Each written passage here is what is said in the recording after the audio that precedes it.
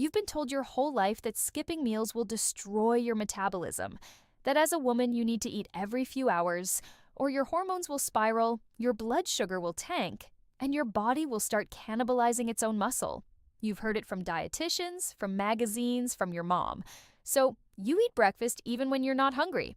You pack snacks in your bag like you're preparing for a natural disaster, and still, you're tired by 2 p.m. You can't lose the weight around your midsection, and you feel like your body is working against you. What if that advice is the exact reason you're stuck? What if the one thing you've been terrified of, not eating, is the thing your body has been quietly waiting for you to try?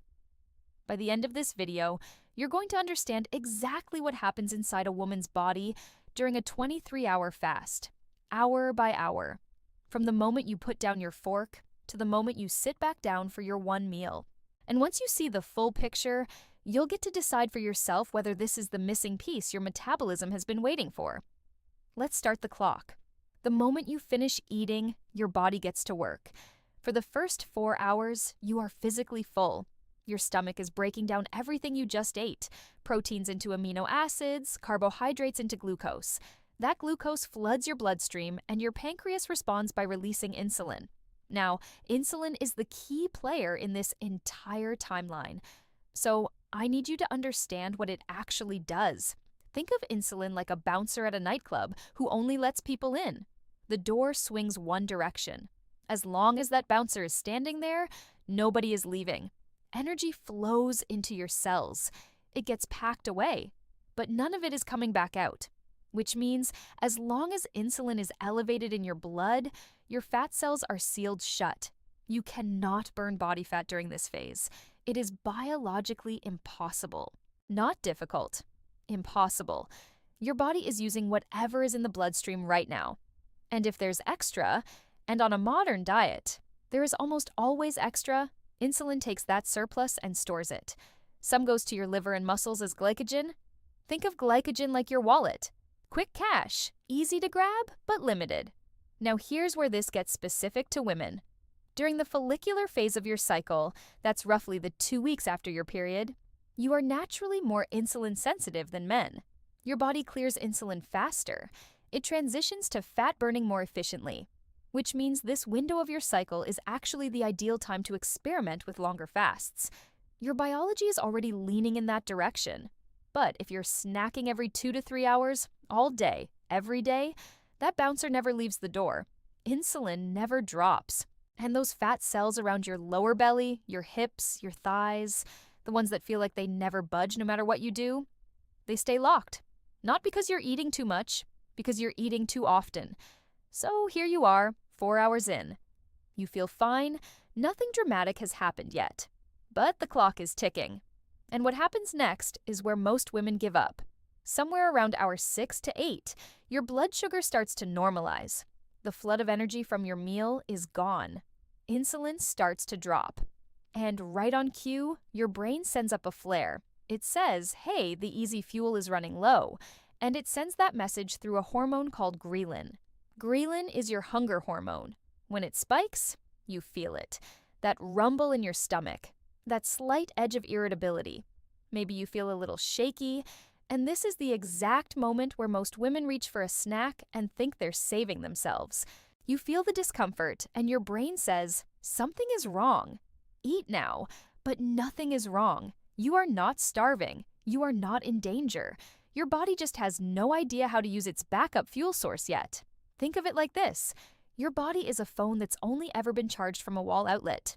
You've had a fully loaded portable battery pack sitting in your bag for years, but the phone has never been plugged into it. So when the wall outlet gets pulled and the battery drops to 10%, the phone panics. Low power mode, dimmed screen, frantic warnings, but the backup battery is right there, fully charged. Your body just doesn't know how to connect to it yet. Here's what makes this harder for women specifically. We tend to experience ghrelin spikes more emotionally than men do. It doesn't always show up as a growling stomach. It shows up as anxiety, as irritability, as that voice that says, you deserve a treat, you've had a long day. And because we've been taught to listen to that voice, because we've been told that ignoring hunger is dangerous, we obey it every single time. But that voice is not wisdom. It's a hormone. It's ghrelin doing exactly what it's designed to do. And it passes. The wave lasts about 20 minutes. If you ride it out, drink some water, stay busy, just let it move through you. It fades. Completely. One thing I need to flag here, though. If you're chronically stressed or running on 5 hours of sleep, this phase will hit you like a wall. Cortisol amplifies ghrelin. It makes the hunger louder and harder to sit with. This is why sleep is a non-negotiable foundation before you start playing with longer fasts. Don't try to build the roof before the walls are up. Meanwhile, behind the scenes, your liver realizes no new food is coming. So, it opens up that glycogen wallet and starts spending your short-term savings, breaking down stored sugar to keep your blood glucose steady. You're not losing muscle. You're not shutting down. You're spending the cash you saved for a rainy day. And this is exactly what it's for. Now we cross into hour 12. And this is where the timeline gets genuinely exciting. Your glycogen stores, that easy cash, are running critically low. And now your body has a decision to make. It can either panic or it can unlock the vault. And since you are a survival machine built to function for days without food, your body unlocks the vault. Insulin drops to its lowest baseline level. And the moment it does, an enzyme called hormone-sensitive lipase wakes up. This is the key that actually unlocks your fat cells. For the first time in maybe days, maybe weeks, your body starts pulling real energy from your stored body fat. Imagine you've been living in a house your entire adult life, and there's a massive pantry in the basement filled with everything you'd ever need. But the door to that basement has been locked for as long as you can remember. Insulin was the lock. And now, for the first time, it's open. You walk down those stairs and realize you've been sitting on a supply of energy that could fuel you for weeks. Here's what this means for your day-to-day experience. The hunger pangs that were so loud an hour ago, they usually vanish. And that seems strange. Shouldn't you be hungrier as time goes on? But the answer is no. When you're running on glucose from food, your energy is a roller coaster, spikes and crashes all day. But when you're running on body fat, your energy is a flat, steady line. No more 2 p.m. slump, no more needing a snack just to function.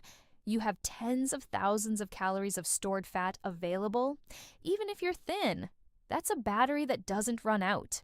As your body breaks down that fat, your liver converts the fatty acids into something called ketones. And this matters because your brain can't burn fat directly. It needs either glucose or ketones. And it turns out your brain loves ketones. They burn cleaner than glucose. Less metabolic waste, less oxidative stress, more energy per molecule with fewer byproducts. This is why around hour 14 to 16, so many women describe a feeling they weren't expecting. The brain fog lifts. Their thinking sharpens. They don't feel depleted. They feel clear, focused, almost electric. And this is where it gets especially relevant for women. The fat stored around your hips, your thighs, your lower belly, those areas that feel impossible to change no matter how much you diet, those cells are heavily regulated by estrogen receptors and insulin. They're designed to be the last reserves your body taps into. Normal calorie restriction barely touches them. But when insulin drops to true baseline during a fast like this, even those stubborn receptor sites start to release. That's not willpower. That's biochemistry finally working in your favor.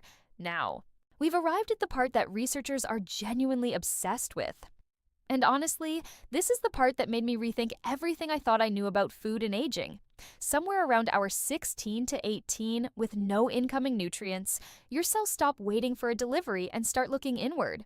They shift into repair mode. And what they do next is remarkable. Think of your cells like a kitchen that has been cooking 3 meals a day, 7 days a week for years, without ever being deep cleaned. The countertops are sticky, the fridge has containers in the back that nobody wants to open, the oven is caked with residue from 1,000 dinners. Now, when you eat all day, that kitchen never closes. Orders keep coming in. There's no time to clean. But when you stop eating for long enough, the kitchen finally shuts down. The staff puts away the pans, pulls everything out of the fridge, scrubs the surfaces, and clears out the junk. In your cells, this looks like your body hunting down damaged mitochondria. Those are the tiny energy factories in every cell that aren't working properly anymore. It finds misfolded proteins that could eventually contribute to diseases like Alzheimer's. It even finds viruses and bacteria that have been hiding in the cell, quietly causing low-grade inflammation. Your body wraps a membrane around all of this junk, dissolves it, and recycles the raw materials into brand new amino acids. Fresh building blocks. This process is called autophagy. It literally means self-eating, and it's your body's most powerful internal renovation program. When you eat every few hours, autophagy never turns on. The cleaning crew never gets to come to work, but by fasting into this window, you're giving your body permission to take out the trash. Here's why this matters specifically for women. Cellular debris and damaged mitochondria are direct drivers of systemic inflammation, and systemic inflammation is what disrupts estrogen and progesterone balance. It's linked to hormonal acne. It's linked to worse PMS. It's connected to conditions like endometriosis and PCOS. When women consistently reach this fasting window, many of them report clearer skin, less bloating, fewer premenstrual symptoms, not because fasting is magic, but because their cells are finally clean enough to function properly. This is the closest thing we have to a fountain of youth. And it doesn't come in a bottle. It comes from simply giving your body a long enough break to repair itself.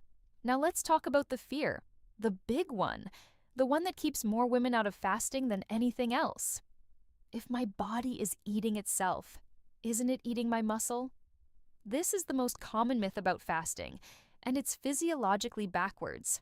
Here's what actually happens between hour 20 and 23.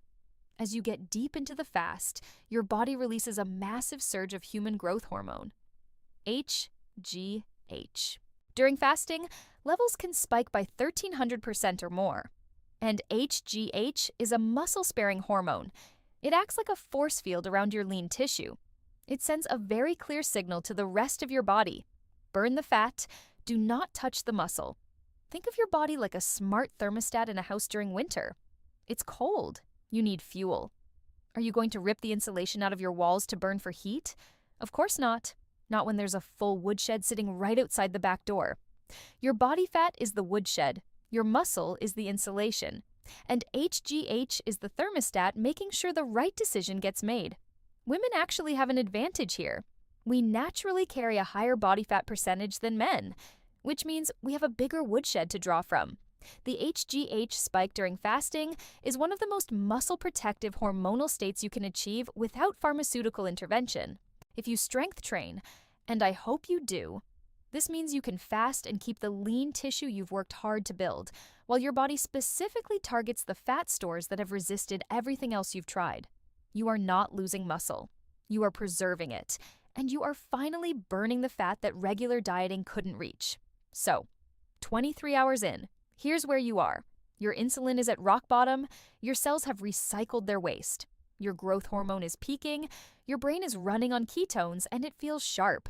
You are not weak, you are not depleted, you are primed, and now it's time to eat. This is where a lot of people get it wrong, because after 23 hours, your body is incredibly absorbent. Your cells are like a dry sponge. A sponge that's been soaking in water all day can't absorb anything new. That's a cell that's been fed constantly. But a dry sponge, it pulls everything in, fast and deep. Which means what you put in right now matters more than any other meal you'll eat. This is not a reward for suffering. This is building material. If you break this fast with pizza and a soda, you're flooding an extremely sensitive system with garbage. The sugar spike will trigger an exaggerated insulin response, and you will crash. Hard, tired, bloated, and worse off than if you hadn't fasted at all. Think of your body right now like freshly tilled soil after a long drought. Whatever you plant is going to take root immediately, so plant something worth growing. Build your plate in a specific order. Step 1, protein. This is your foundation. Salmon, eggs, chicken, steak. Your body is desperate for amino acids right now because it just spent hours breaking down and recycling damaged cellular structures during autophagy. This is where the rebuilding happens. And most women chronically undereat protein, so don't be shy with this portion. Aim for at least 30 to 50 grams. Step 2, healthy fats. Avocado, olive oil, nuts. Your body is already in fat-burning mode, and eating fat keeps that metabolic machinery running smoothly. It also keeps your insulin response moderate instead of spiking it. And here's a detail that matters for women specifically. Your hormones need fat. Estrogen and progesterone are literally built from cholesterol. Feed them. Step 3, volume. You're eating once, so you need to get your micronutrients in this one sitting. Load up on leafy greens, cruciferous vegetables like broccoli and cauliflower, and fermented foods like sauerkraut or kimchi. These give you the potassium, magnesium, and fiber that prevent cramps, fatigue, and the bloating that makes so many women feel like fasting isn't working when it actually is. A note on how much. This should be a big plate. You are not restricting food. You are compressing it. There is a massive difference. When you eat this way, nutrient-dense, protein-forward, high satiety, something surprising happens. You get full. Genuinely, properly full. Your leptin, the hormone that signals satisfaction, and your ghrelin, the one that drives hunger, are finally communicating clearly for the first time in maybe years. You stop eating when you're nourished, not when you're stuffed, not when the plate is clean out of habit, when your body says, I have what I need. All right? Now here's the part where I have to be straight with you. If you're currently eating 5 or 6 times a day and you try to jump to one meal tomorrow, you are going to feel terrible. And you'll blame the protocol when you should blame the transition. Your body needs time to build the metabolic machinery for this. It takes time to manufacture the enzymes that break down fat efficiently. It takes time for your liver to get good at producing ketones. This is called metabolic flexibility, and you build it gradually, not overnight. So here's what you actually do. This week, push breakfast back by 2 hours. That's it. Next week, push it back by 4. The week after that, skip it entirely and eat lunch as your first meal. Then start pushing lunch later. Ease into it over 2 to 4 weeks. Let your body adapt instead of throwing it into the deep end. Second, track your cycle. Your follicular phase, days 1 through 14, is when your body handles insulin and cortisol most efficiently. This is your ideal window to experiment with longer fasts. During your luteal phase, days 15 through 28, if you feel more anxious, more reactive, or you're sleeping poorly, shorten the fast to 16 or 18 hours. Progesterone makes your body more sensitive to cortisol during this phase. Listen to that. Work with your cycle, not against it. Third, salt your water. This is the simplest fix that prevents the most common problem. When insulin drops, your kidneys flush sodium and water. That's what causes the headaches, the dizziness, the fatigue that convinces most women to quit in the first week. A pinch of sea salt in your water during the fasting window stops it. Fourth, build your plate in order every single time. Protein first, fats second, vegetables and micronutrients third. And do not break your fast with sugar, refined carbs, or a treat. Your insulin sensitivity is through the roof right now. Treat that as a gift, not an excuse to splurge. And fifth, and this one is non-negotiable, get your foundations in place first. If you're sleeping under 6 hours a night, if your stress is unmanaged, if you have thyroid issues, fix those before you add a 23-hour fast to your life. Fasting is a stressor, a productive one, but a stressor. It works beautifully when your body has the resilience to adapt to it. It backfires when you're already running on fumes. And please hear me clearly on this. Do not attempt OMAD if you are pregnant, nursing, have a history of eating disorders, or are taking medication for diabetes or blood pressure without talking to your doctor first. This is powerful, and powerful tools require respect. So, remember that phone at 10%, panicking because the wall charger was gone? Dimmed screen, low power mode, frantically searching for an outlet? She finally found the battery pack, the one that was in her bag the whole time. Full charge, more than enough to get through the day and then some. She didn't need to be plugged in every 2 hours to keep going. She just needed to learn she had another source of power all along. If you try this, drop a comment and tell me, did you hit the wall at hour 12? Or did you feel the shift at 16? I'll see you in the next one.